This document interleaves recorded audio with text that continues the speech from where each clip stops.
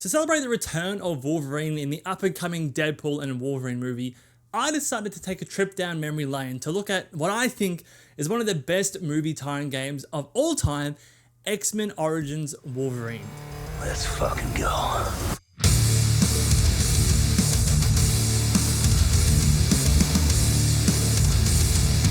Whoa! This game is violent. Now, releasing in 2009, X-Men Origins Wolverine is a movie tie-in game that will take players through the major tragic moments from our favorite Canadian mutant's life that aim to show us, well, his origins. You'll be taken through key moments from the movie where you meet many notable characters, you fight some terrible interpretations of said notable characters, and you just slice your way through the retelling of Wolverine's tale to see him become the character we all know and love. Now, it was clearly recognized that the movie had some less than stellar storytelling, so this game also adds its own original moments in, like being taken to space by a sentinel. But don't worry, these original additions are to the game's benefit. God, that was so badass. The story is told in a series of flashbacks and flash forwards, which I feel is really well done.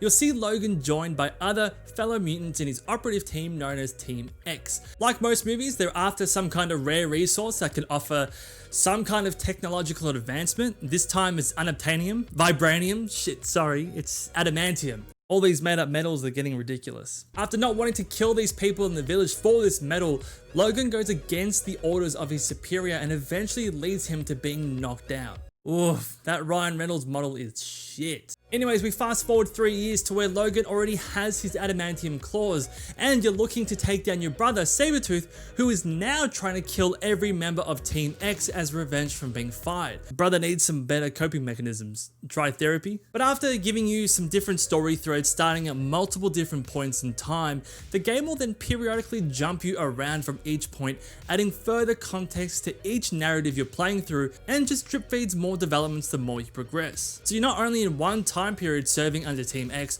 but you're also seeing how Wolverine got his adamantium claws, and in another timeline you're trying to kill your brother after Team X has been disbanded, and then by the game's end you're in a whole nother time period that shows a very bleak future.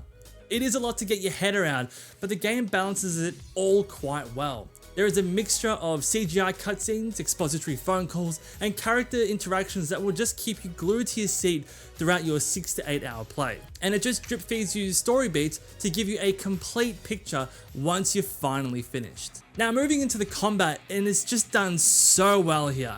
Given that this is a hack and slash kind of game, the inspirations taken from God of War or Devil May Cry really cannot be understated. But it's those inspirations that actually make this a real joy to play. And it gives us one of the best expressions of Wolverine across any game that has come before it. You're first introduced to some basic combat and then it quickly ramps up from there. You'll get a light and a heavy attack, then a block, then a dodge, then a lunge. Pretty simple stuff, but then you're introduced to skill upgrades. These will buff a variety of skills and combat moves, making you more of a formidable Wolverine. Basic things like increasing damage outputs, increasing special move durations, and things of that nature. You then get 4 fury moves that are given to you at a certain increments in the game, and this is where the combat starts to shine. These moves add a level of both complexity and cohesion that they all provide a massive damage output, but are all suitable in very different situations. One can help you with crowd control, one can turn you into a drill that focuses in on just one enemy, one can see you bouncing around, which is great if enemies are spread out, and the other puts you into a rage or berserk mode for a strength boost. Mixing this in with your regular combat kept things feeling so fresh. You also get these things called mutagens, which is an extremely light RPG mechanic that allows you to further customize your particular Wolverine. You'll unlock 3 slots for these mutagens, and these can change the way your Wolverine plays specifically and gives players a choice to somewhat specify how their Wolverine operates. I personally went with this layout here where I take less damage, every damage I inflict results in me earning a bit more health, and also just have an increased health overall, and this gave me, in my opinion, a fairly well-rounded Wolverine. But there are so many other options that can come into play here that feed into more defensive or reserved playstyles, or even offensive and aggressive playstyles. So mixing all that together, you really start to see how this game perfectly captures the abilities and the ferocity that comes with being Wolverine. To add, you can also use your environments to your advantage too by throwing people off tall points, covering large distances by lunging at enemies, and also just straight up impaling people. The level of versatility across the board, as well as just being downright gruesome, makes the combat just so visceral and satisfying. Now throughout this video you may have noticed that Wolverine takes damage, but as we all know, Logan has a healing factor. I first thought, how can you make someone like that interesting to play as? Wouldn't it just get boring if he can't die? Well, he can die in the game, but he truly is a bullet sponge and it does take a lot of hits to take him out, but the healing factor is done to perfection. Seeing him heal in real time is just amazing, or seeing the type of damage displayed on his body be a direct response to the type of enemy you are fighting was so badass. If you're fighting an enemy with a gun, Logan will get bullet wounds. If you're fighting someone with a blade, you'll get slices and lacerations. Also, the healing does take a little bit of time to kick in, so getting hit in quick succession really does matter, and this is how the healing factor is so perfectly balanced. You're not invincible, there is a threat of you dying, so you still need to play with a little bit of attention, especially when the game throws so many enemies at you. Having all the combat skills, the mutagens, mixed with being a bullet sponge really was spot on for the character. This all helped me become completely immersed into this game and truly let the beast of the Wolverine out. There was no real cause for concern, no necessity to remain too cautious, just all out chaos and rage from start to end. It's perfect for his character.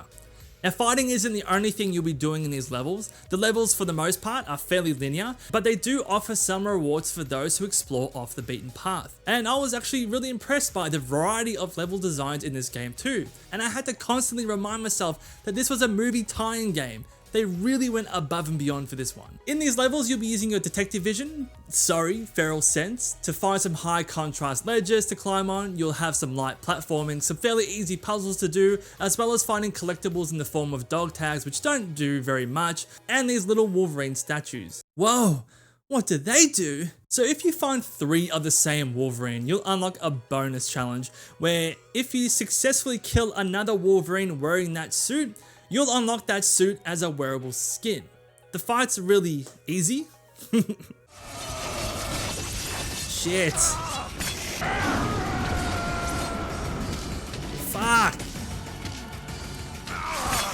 But totally worth being able to wear some classic suits. There aren't many, but you get the classic blue and yellow, the great yellow and brown, and my favorite, the X-Force black and gray with the red eyes. Now throughout my play, I really came to appreciate just how much thought went into this game. The game will throw a variety of enemies at you, all of whom have to be taken out differently, which forces the player to consciously plan out their battlefields. Once you learn to lunge, you spam the shit out of it because it's just so fun. But the game turns around and says, having fun, buddy? Well, fuck you. Here are enemies you can't lunge at. And fuck you again. Here are some enemies you can't even see without your feral sense. It really forces a player to move away from simple button mashing and really start to prioritize which enemies do I take out first. Do you take out the more agile enemies, the enemies that are constantly spraying you from a distance, or the larger yet slower enemies that take way more health out of you if they manage to hit you? It's risk and reward. There was a great variety with something like 20 different enemy types, including mini bosses and the actual bosses, all of whom have their own attacks, telegraphs, and also ways to take them down. And the game isn't shy about loading you up with many enemies at a time as well. The gradual increase in difficulty as I hit the end of the game was perfectly done too. There were no difficulty spikes, everything felt fair, and I knew if I died, it was because I made an error somewhere. But you all know me, I never die. I'm too skilled. Fuck! Now speaking of bosses, oh baby, they are done so well here and they just feel so dynamic. Just a true strength in this game.